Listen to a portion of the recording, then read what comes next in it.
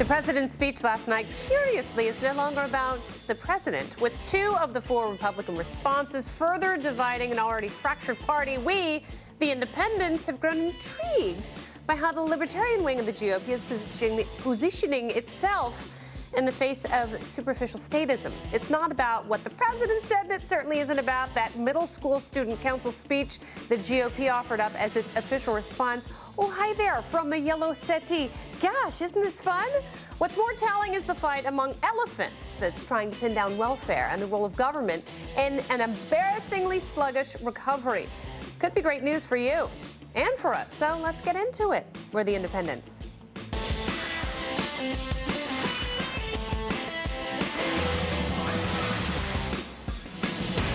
Well, hello and good evening. Happy Wednesday. I'm Kennedy, and I'm joined by Reason Magazine Editor-in-Chief Matt Welch and Kmele Foster from Free Think Media, because the man loves to freely think about things. And we are, the 3 of us together, the Independents. Also with us celebrating a frigid hump day on the eastern seaboard, it's Buck Sexton from the Blaze.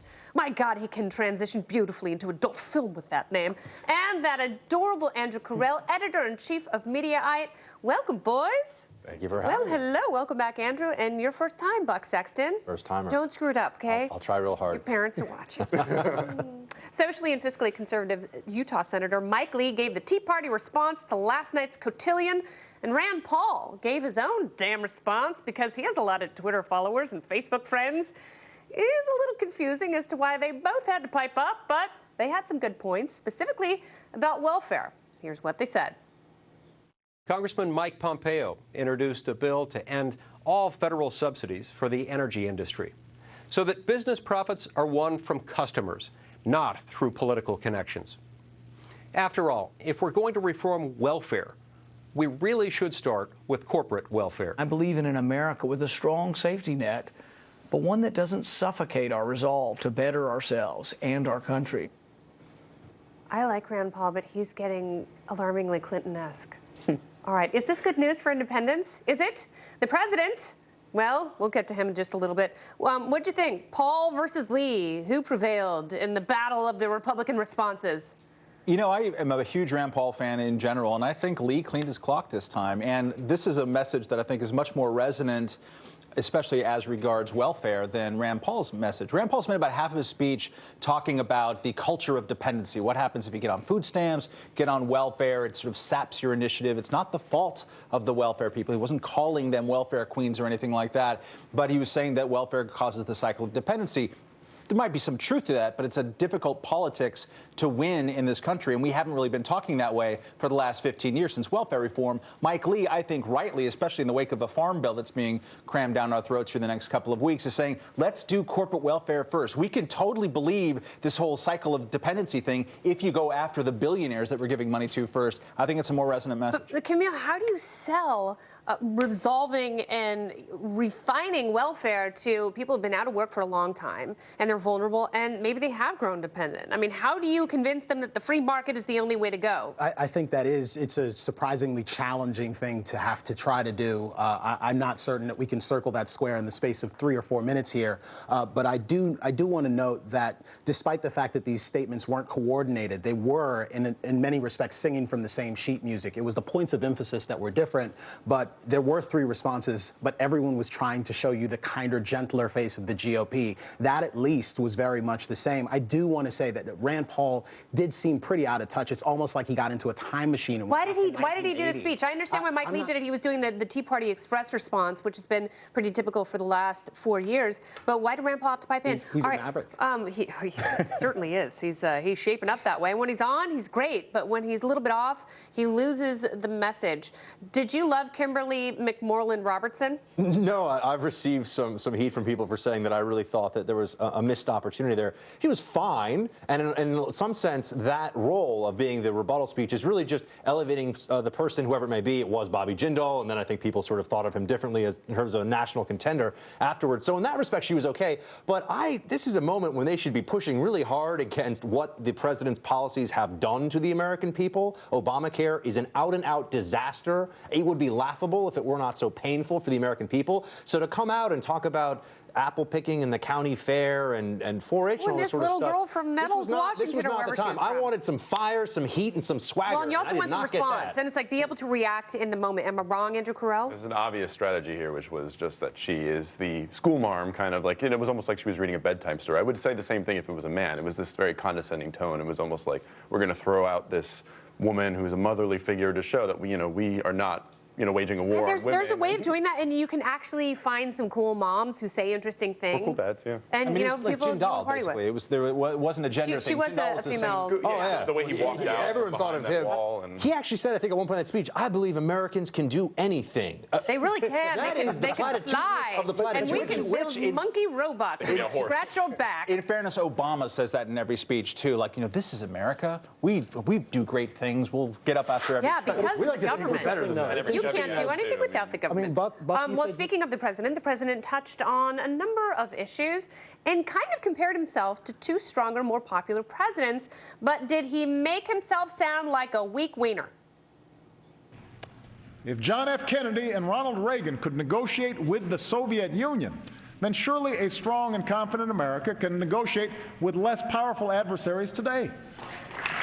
I know he tried to sound all strong and masculine, Buck Sexton, but he kind of sounded a little bit like a self-questioning dork. Well, it helps to start with the name Buck Sexton if you're going to sound strong and masculine. Right. If that is your real name. That's right. But no, in terms of the president on Iran, he said in almost the same sentence, certainly the same paragraph, we don't trust Iran. Like, we know we can't trust them, but don't put those sanctions on because we got to show a little faith here in what they're doing, guys. We got to trust them. And we want them to like us. That is nonsensical. You can't actually hold both of those positions. There's no reason for him to oppose or defy the Congress that wants to say, look, there's tripwire sanctions. You do what you say you're going to do, or else we're going to hit you with more sanctions. But although the position that the president is actually advocating here is that we should not be talking about producing more sanctions and piling more sanctions on while we are in fact trying to engage in diplomacy with Iran. There are plenty of sanctions with Iran. The real question is whether or not those sanctions are working. Do they work? It seems as Andrew they have Andrew Kirell, some sort of engagement. These are delayed sanctions that say that's just it. if you're trying to fool All right, us, well, if you're not being honest, I will then delay we're your going to put more sanction on because you. I want to hear what Andrew Kirell has to say. No, I mean, the sanctions haven't worked. We've seen it in, Europe has experienced the same thing. And,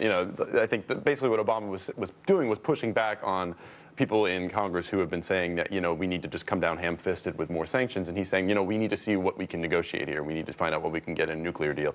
And it does come off as kind of weak compared to, say, How did the rest of the speech play foreign policy-wise for you? It was exactly what you would expect. I mean, he gave the middle finger to China in the first two paragraphs. And then at the end of the speech, he kind of threw in a bunch of stuff like Africa, Ukraine, Asia-Pacific, and I'm done. Well, that's actually a summation of the way he views foreign policy in general, which is sort of like a dilettante who swoops from one issue to another, never really engages in anything, doesn't actually have a policy to speak of, specifically on the issue of Afghanistan. He seems to have gotten a pass on the fact that he already admits, I don't really know what's going to happen there, and we had to surge troops because that was the good war. That means more people died over there, by the way. For what? That's the question that people should be asking him, given that he doesn't really have an end game, and it's like he doesn't pay much attention to it these days. He's got Obamacare. Well, if you read the excerpts from Gates' books, he didn't pay much attention to it. He didn't trust anyone who was advising him on Afghanistan, and now we could be left with a bigger quagmire than we started with. So, Matt, here is my thing. I tweeted last night, the State of the Union is outdated, old-fashioned, and irrelevant.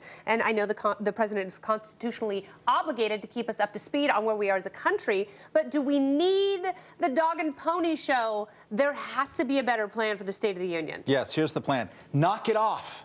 Stop. No more, right? No more. Submit it in writing like they did for 100 years until Woodrow Wilson. Thomas Jefferson thought it was an imperious exercise to lord over the Congress and tell them their business in their chamber. No, don't do it. Instead, submit it in writing. The last person to really submit it in writing was Jimmy Carter as he was exiting. It's about 5 trillion words long. It's down into every detail. It's actually policy, super boring, but it's about governance. It's not about stupid politics and pomp and circumstance that no one believes anymore. Knock it off. Submit it in writing. Also in the 70s, I recently read this last night. In the 70s, they used to, the Democratic response, I think, when Ford was president, was just a call-in show, and people called in to talk to ask. You can see that on YouTube. That is awesome. So what we should do something like that? There should be a call-in show. And by the way, in the 70s, they also had discos and cocaine. All right. Well, later on, we're going to have a real-life NFL player. He is a libertarian, and I bet he's also a pot-smoking homosexualist, if I had to guess. First up, we're going to explore the inner workings and deep feelings of one of our favorite tricksters of liberty, Penn Jillette, a man on whom you can bet he's worth a listen, and he is next. old t-shirt. You say, why did you do with him today? And sniff me out like I was Tanqueray. Come on, it's such a joy. Come on, it's such a joy. Come on, it's take it easy. Come on, it's take it easy. Take it easy. Sometimes on The Independent, the good conversation cannot be confined to the TV, and it turns into something great. We spoke to Penn Jillette during our saucy live stream after show, and here's what you might have missed. I think the best comic alive now is Gilbert Gottfried. Gilbert live really is, he's Miles Davis. He really is Stravinsky. He's always the best at those roasts and things. He's well, yeah, but I mean, you until you've seen him really work live, there's a kind of, what you're looking for in art is for the for inspiration and technique to collide as fast as they can. You want someone who's crazy and also is able to do stuff, and you very rarely get that. Miles Davis is the best example. Invent 4 different kinds of music and be able to play them all well. And Gilbert kind of does that in his one. Yeah, but that's what was so inspiring about, a certain era in comedy is people were able to work rooms. Mm-hmm. They were able to work without a net, and they had an incredible catalog of jokes and material to work with. Mm-hmm. But, my favorite, I always love seeing comics like even Robin Williams and Howie Mandel being able to just make fun of people in the moment, and it taught me a lot about performing and mindfulness. Yeah, it's very good. Live performance is kind of a very special moment. It's one of the reasons that all the people getting busted by hunks taken on cell phones at comedy clubs, we have to learn, and it'll take us a while to learn that with access to that electronic stuff, we cannot judge stuff out of context. And context in this case does not just mean the words that were said or a transcript, but the fact that you're in a comedy club, it's midnight, it's a wild atmosphere, who's gone on before, and you're kind of stretching, and you're supposed to fail. You're supposed to say stuff that crosses a line and is a little bit offensive, and pulled out and tweeted or a little bit of video shown is going to really crush that real freedom. I wonder if we're going to start having comedy clubs where cell phones are not allowed, like swing clubs. Think how many comedy apologies there have been recently. There's a lot of them. The Steve Martin apology over lasagna. There's a couple of others. But humor requires that. You're not. It's not like you're on the record giving an interview to the New York Times. It's like when you're reacting to something, you're saying something, and you're pushing the envelope. It's supposed to be kind of dangerous, isn't it? In Steve Martin's case, he is really the kindest, most polite man I've ever met. And he would never cause offense to anybody. He makes a joke, and then the very act of asking him to apologize, when we all know his heart's in the right place, that's where the offensive thing is. And making people apologize, they attack by saying the joke wasn't funny and it offended me.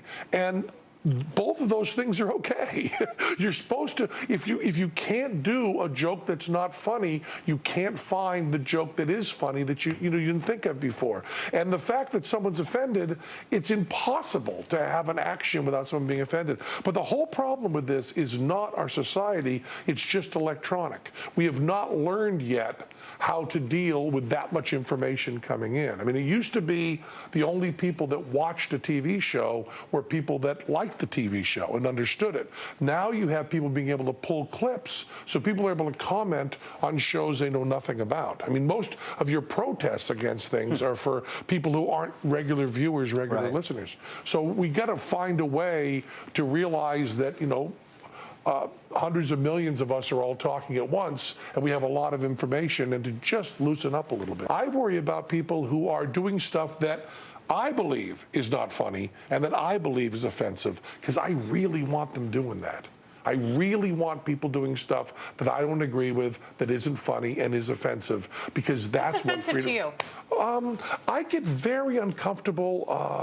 I, as a rule, don't like scatological humor at all. Just doesn't grab me. Although having young children, it gets a little easier. They're good at it. Yeah.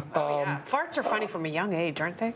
Yes, very funny. Yeah. And I think you rediscover that as a parent. Yeah. I also am so sensitive in a way that I would ridicule in someone else. I'm so sensitive to any sort of racial stuff. I'm just sick of it. I'm sick of proving that we can make these jokes and other people can take them. Now, that doesn't mean that I want someone taken out of context and say they shouldn't do that. I'm just saying when someone explores, you know, we're post racism now, we can do this now.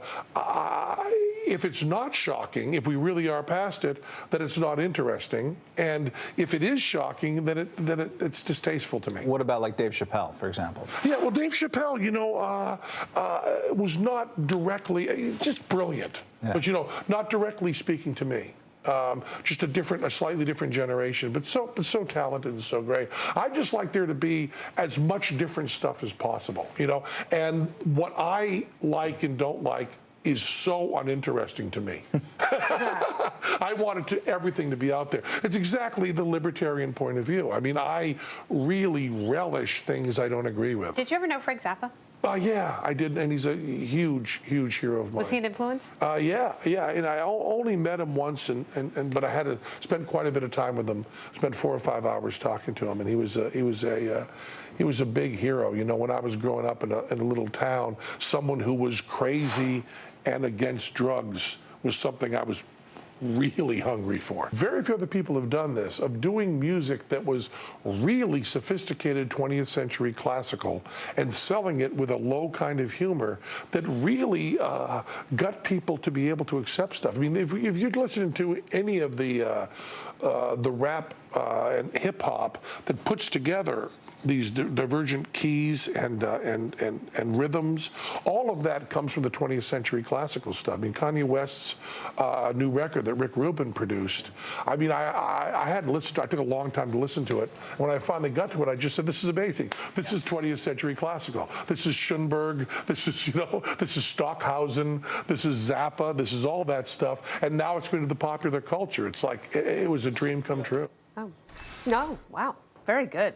Love it. I could listen to Penn all day long and into the night. Stick around for the web show tonight, because it's Wednesday. And anything can happen on a Wednesday. I bet Kmele will show us his man spanks. There's the address for the web show, foxbusiness.com/independence. Great Americans have screamed from the mountaintops, and now the president must listen. Deport Justin Bieber. Can the president do that? Well, he's got 2 young daughters, so he probably should. There's breaking news about Bieber as we speak. He's in more trouble. Nah.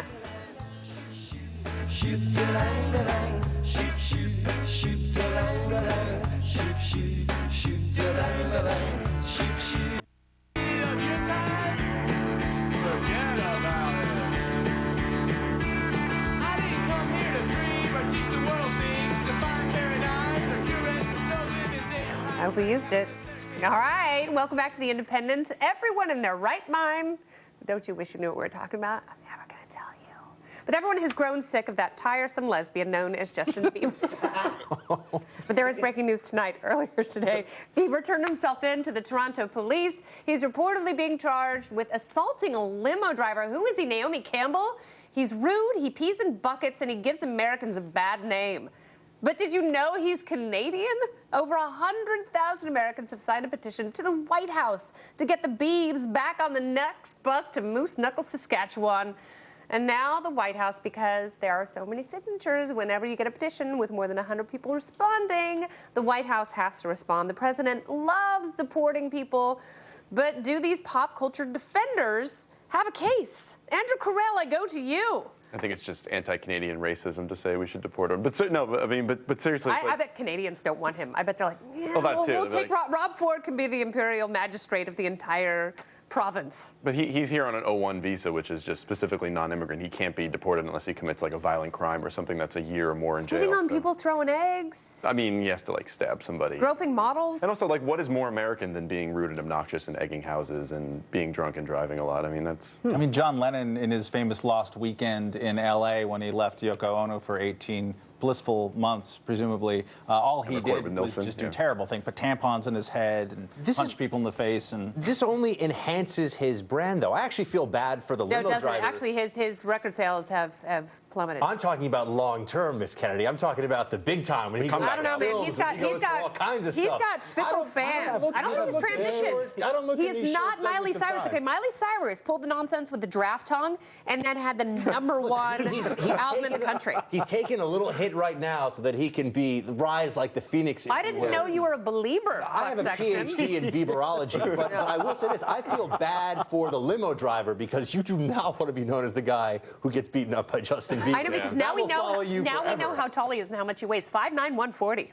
And a great basketball player. I saw him at a celebrity NBA basketball thing. The best player on the court. I kid you not. That 5'9" is definitely an exaggeration. Muggsy Bogues He's a small boy. That is not possible. But let's feel bad for people who actually get busted on tiny, tiny little things, or who have a 20-year-old pot bust on their record and have been in this country legally otherwise, and then they get caught in a database and have to rot in immigration jail, which is just about the worst place you can be. And there is a outside of disparity, isn't there? There's a huge disparity, of course. If you're a low-skilled immigrant in this country and you have a little drug offense on your record, you can be separated from your family. There's a lot of horrible stories that have been going on all past administrations, and no one's really doing anything. Then to try why to did alleviate Piers this. Morgan and Justin Bieber get a pass when the hardworking people who come to this country to make their lives better, all of a sudden they're the criminals? They get a pass because it's the O1 visa, which is specifically only designed for people like Piers Morgan and Justin Bieber. But also there's the disparity. Similar to drug war, there's a disparity. I mean, you may. Okay, may Buck, not like you me have saying 10 seconds. Go ahead. There's a double standard here. I mean, a conservative pundit can't drive around shirtless in a yellow Lamborghini, get arrested for drunk driving, tell the cops to go blank themselves, and it helps him. Actually, That's unfair. He could totally do that, and it may just help him. Didn't Yasiel Puig just do that exact same thing? I didn't realize his conservative punditry had been so stylish.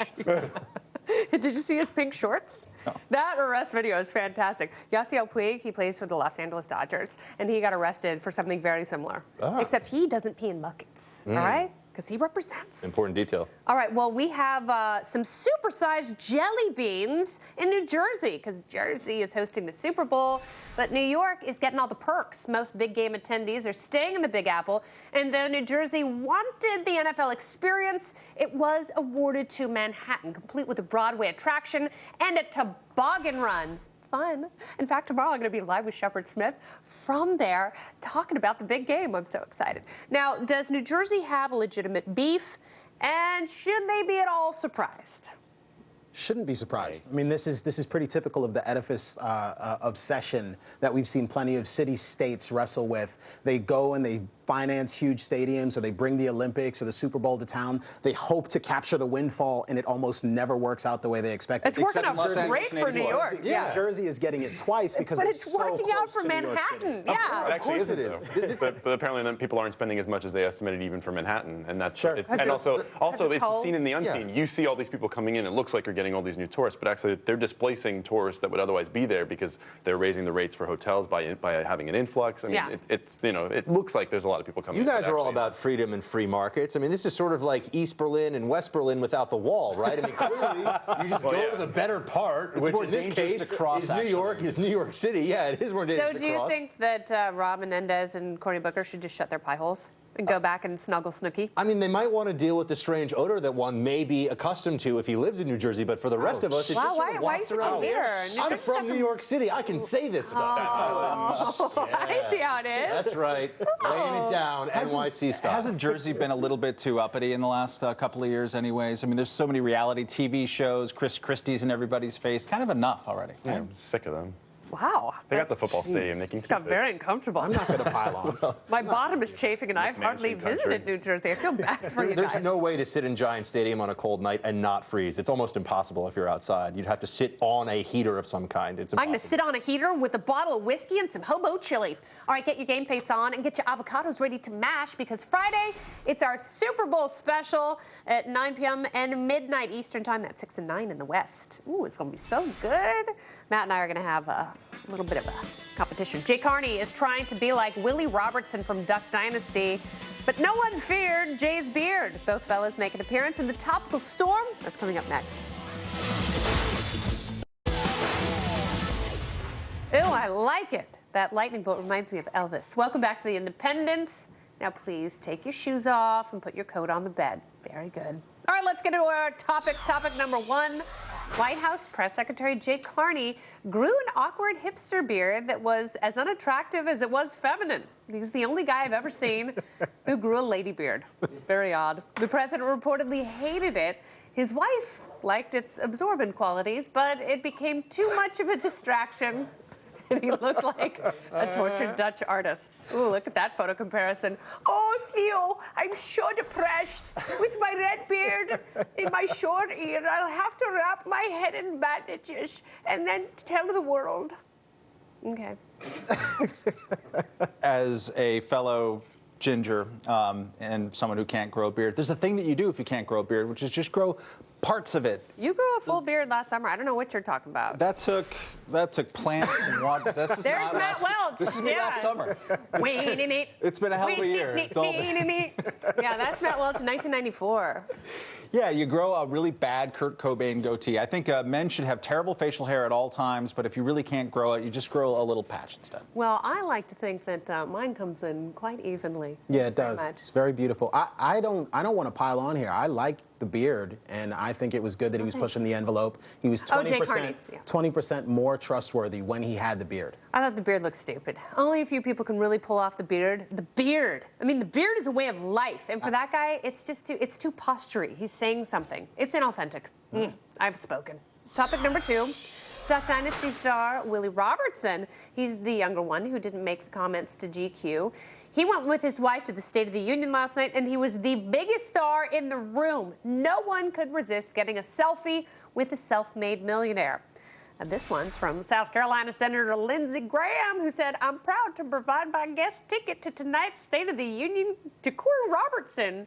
Hashtag Duck Dynasty at Boss Hogg's wife." What kind of message was that? This one's from Louisiana Senator David Vitter, who's always wearing impressive undergarments. He said, "My kids are impressed. I get to see one person tonight, and it's not President Obama or Speaker Boehner. Hashtag SOTU." And this one from Alabama Congressman Martha Roby. Check out who came to the State of the Union.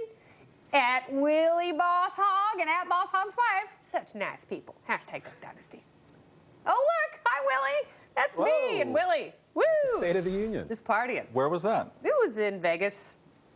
You sounded kind of indeterminate about that. You know what? Some things that happen in Vegas happen in Vegas. Are we using selfie correctly? Don't you take a selfie yourself? I took it like this. Yeah, but not all I of took it those. with my phone Some of those pictures were posed. I mean, they're just photos. Yeah, they're not. No, those are not. The selfie has to be with the phone.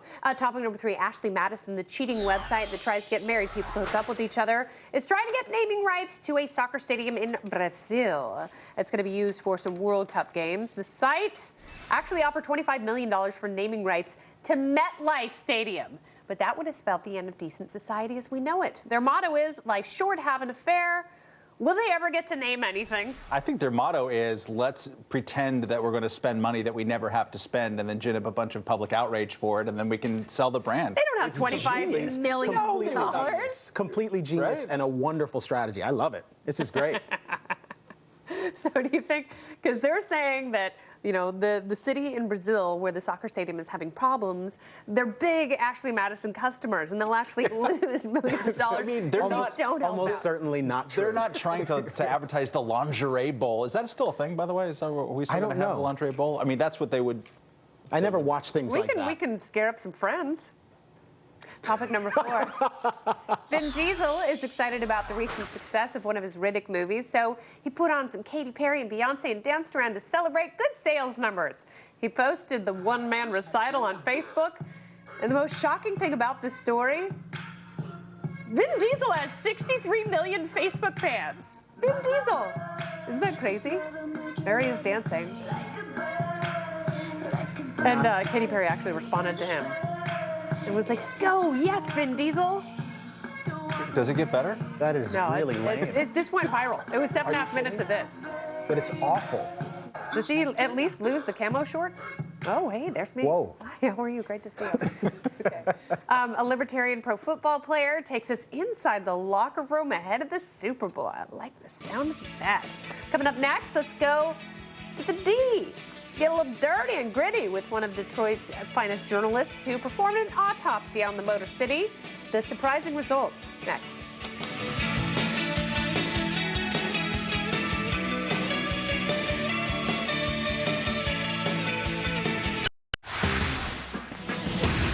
And welcome back to The Independents, where we fend for ourselves as a group.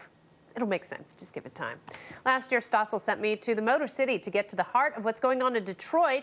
Bankrupt, confused, and filled with interesting characters, Detroit is a town like no other. And recently we spoke to Michigander Charlie LeDuff, Pulitzer Prize-winning author of Detroit, An American Autopsy. We asked him why Detroit is in the state it's in, and can it be fixed? You need somebody to lead the greater community, care for the money, allocate it appropriately, which we're trying to do, but it's been many decades of corruption, mismanagement. It's so many things that happen. Government regulations after World War II to move industry out of Detroit, so it wasn't centered and therefore a target. So, you know, we're going to go to California, we're going to go down south. So many things happen. And let's not forget race, the thing that plagues us for I don't know how much longer, I hope not too much longer. All of that. For those of us who haven't been to Detroit, what's the context? Is this the most miserable city in America? How does it compare to other places that you have been? Detroit's it's a very rough joint. There's just no doubt about it. You know, all the indices will show you that. You know, me and my friends are, you know, here in New York City, and we went to Newark. We're going to stay in Newark. We're going to represent Newark, toss some money. Newark. We're driving to Newark, supposed to be very rough. We're like, this is nice. Really nice. Shout out to Newark. Having said that, there's a lot of hope in Detroit. One is the people themselves. I mean, it's a very tough town. If the illiteracy rate for adults is 50%, people are getting on, which means their BS meter, their ability to work the margins, it means they're sharp people. They just don't have skills, right? But thanks to the American taxpayer, the auto companies are doing better. We have 150, $200 billion in trade with Canada coming right through the city per year. We have all the fresh water in the world. We have the feds helping us with our corruption. We have the state helping us with our books. We have an emergency manager. We're actually counting the money and the tax revenues. All of that points to improvement. When I visited, it was palpable. Did you like it? I love the people. Aren't we the roughest, nicest people in America? People were open. They were cool. They took us to North Corktown and Brightmoor and, you know, a couple of other neighborhoods. My sister was killed in Brightmoor, so yeah. I'm sorry about that. Well, you know. Charlie, I mean, do you think the national narrative when it comes to Detroit is fair? I mean, when I look at media coverage of Detroit, I see a lot of apocalypse porn. It's buildings that are totally falling over. They seem to always find the worst and most dilapidated stuff to look at. Is that a fair representation of the way things are? You sound fairly optimistic about what might be able to happen in Detroit. I don't care if they send me letters or you. It's probably fair. I mean, look, we have neighborhoods and restaurants and things to do and cool people, but that's normal. People do have jobs, you know, like half of them. The part that's not normal is the other half don't. The fact is, if a Bourdain comes in or you come in or when you came in, come on. You look, you said, oh, my God. Didn't you? Oh, my God, look at all of it. Well, at first you can't help it because it's unlike any other city you've ever been to. Yes. And it's all over the place. It's not just one bad concentrated area where someone takes you in a car and says, look how bad this is. I mean, it is, you cannot avoid it. Detroit has been on this slow decline, and in some ways it's really scary. And you talk about, you went to a woman's house who called the police, and in the time from when she called the police to they arrived, what did you do? Took a bath. You know, Did you get some fast food? Got some fast food. Twice? Yes, I'm sorry. I ordered a sweet tea with no ice. This has ice. Thank you. Here, no ice. You're welcome. You're welcome. I'm hungry. No police? Yeah, go ahead. Well, thanks. Appreciate it. And you have to take a bath and wait 4 hours. Well, you have a new police chief. Has that made a difference, and are you optimistic? I'm optimistic about that. There's only, when you live in a place where you can't believe numbers, like Detroit, like Federal Reserve, like unemployment, all across this country, nobody's counting correctly. I count murders and I count gunshot victims because by law, You're required to go pick up a corpse, and the hospital's required to report a shooting victim. If you look at those alone, homicides are down almost 20%. Shootings were down over 10%. So that's a real basis for some hope. How do you stop the cycle? We get some jobs and we care about each other. And then, you hold your government to account. We don't need you to, run wild. We need you to manage our money, be small, be nimble, get the roads plowed, pick up the garbage. That's all we're asking you to do. You know what I mean? I don't need government-funded business development. It never works. And if you need any proof, you come to my town. Where is it? Interesting conversation. All right, well, what is worse, being gay in the NFL or being a libertarian? Find out from a man who spent time in the league and lived to tell his tale. The search for liberty.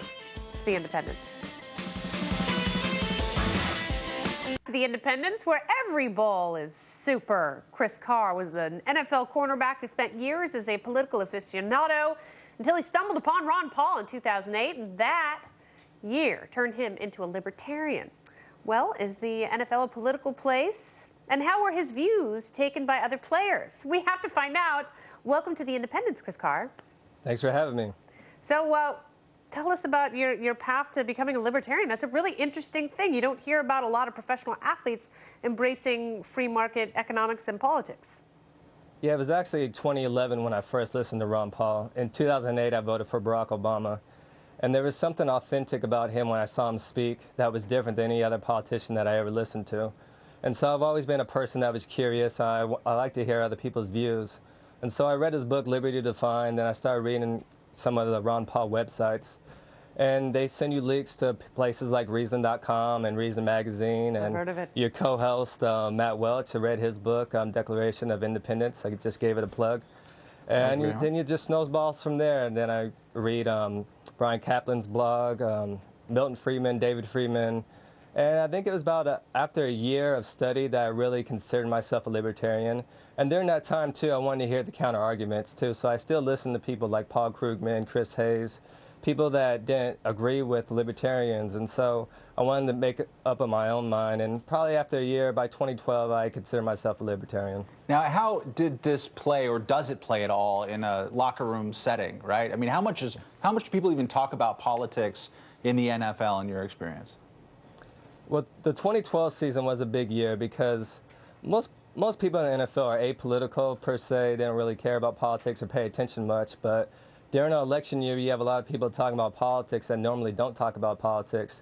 And so people stand around and talk about politics, who they're voting for, and they ask me my opinion. I'm going to give anybody my opinion. I've never been shy about giving my opinions.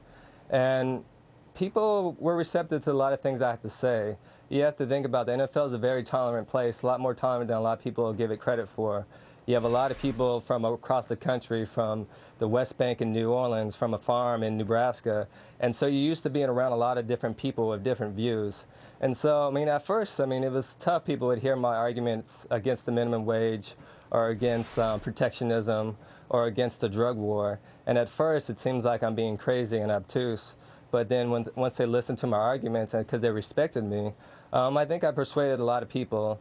Some people didn't agree with me, but that's fine. And but a lot of people let me talk and got my point across. All right. Oh, sorry. Go ahead. No, and it sounds like the locker room is a pretty tolerant place, but there have also been a number of high-profile issues this year as well in the locker room. Some of them related to team members suggesting that the team was hostile to gays, and there was the obvious Richie Incognito flap. Do you have any thoughts on the way the locker room is evolving, and if it's perhaps a more hostile place? Maybe political conversation is fine, but are homosexuals tolerated in the locker room? Is that something that's discussed openly? Yeah, I've been in the NFL for 9 years, and I played on a lot of different football teams. And I think if you took a survey, I think 96% of the players would say that the locker room environment is probably their favorite thing about playing in the NFL. It's a family environment. People joke and kid around. And some locker rooms are different than others. With the Saints, there wasn't really too much of that. In Baltimore, there was a lot of that, but it was all fun and games, and everybody respected each other. I like the sound of that. Hey, Chris Carr, we have to go. We're up against the hard break, but come in the studio and talk with us sometime. Oh, yeah, no problem. Thanks for having me. All right, absolutely. Can't wait to hear. Who do you think is going to win the game? Last question. Denver or Seattle? Flip a coin. It's going to be a tough game. I've put my money on Peyton Manning, but that Seattle defense is really good. I think it's going to be tough. They're good, but they don't have the 12th man. And Pete Carroll sucks. Very good. Amen. All right, next, we're keeping it Kmele.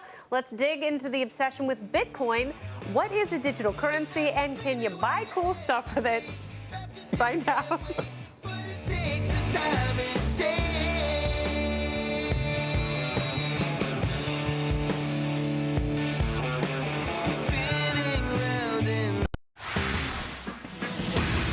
Why did you get involved in Bitcoin in the first place? That's a pretty good question. I don't really know. I feel inflation is due to overprinting of dollars.